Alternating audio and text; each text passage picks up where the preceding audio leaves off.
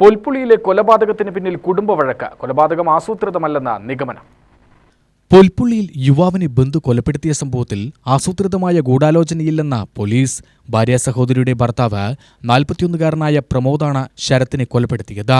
37-കാരനായ ശരത് ഭാര്യ സഹോദരിയുടെ കുട്ടിയെ പൊൽപ്പുള്ളി KVM UP സ്കൂളിൽ നിന്ന് വിളിച്ചുകൊണ്ടുവരുന്നതിനിടെയുണ്ടായ വാക്കുതർക്കമാണ് കൊലപാതകത്തിൽ കലാശിച്ചത്. ബൈക്കിന്റെ ചാവി കൊണ്ട് കഴുത്തിലേറ്റ മുറിവാണ് മരണകാരണമായത്. സംഭവത്തിന് ശേഷം പ്രമോദ് തന്നെ ശരത്തിനെ ആശുപത്രിയിൽ എത്തിക്കാൻ സഹായിച്ചിരുന്നു. പാലക്കാട് ജില്ലാശുപത്രിയിലായിരുന്നു അന്ത്യം. ഇന്നലെ വൈകിട്ട് സ്കൂൾ വിട്ട കുട്ടിയെ കൂട്ടിവരവേ ശരത്തുമായി വഴക്കിടുകയായിരുന്നു പ്രമോദ്. BJP സ്ഥാനാർത്ഥിയായി കഴിഞ്ഞ തെരഞ്ഞെടുപ്പിൽ പുൽപ്പുള്ളിയിലെ 6-ാം വാർഡിൽ മത്സരിച്ചിരുന്ന പ്രമോദിനെതിരെ നേരത്തെ ഏതാനും കേസുകളുണ്ട്. ഭാര്യയുമായി ഏറെ നാളായി അകന്നു കഴിയുകയായിരുന്ന പ്രമോദിനെതിരെ ഭാര്യയെ മർദ്ദിച്ച കേസുമുണ്ട്.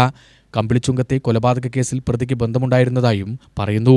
പ്രമോദിനെ പോലീസ് അറസ്റ്റ് ചെയ്തു. ശരത്തിന്റെ മൃതശരീരം ബന്ധുക്കൾക്ക് പോസ്റ്റ്മോർട്ടത്തിന് ശേഷം വിട്ടുകൊടുത്തു. രാഖിയാണ് ശരത്തിന്റെ ഭാര്യ. ഒരു കുട്ടിയുമുണ്ട്. UTV news, Palakkad.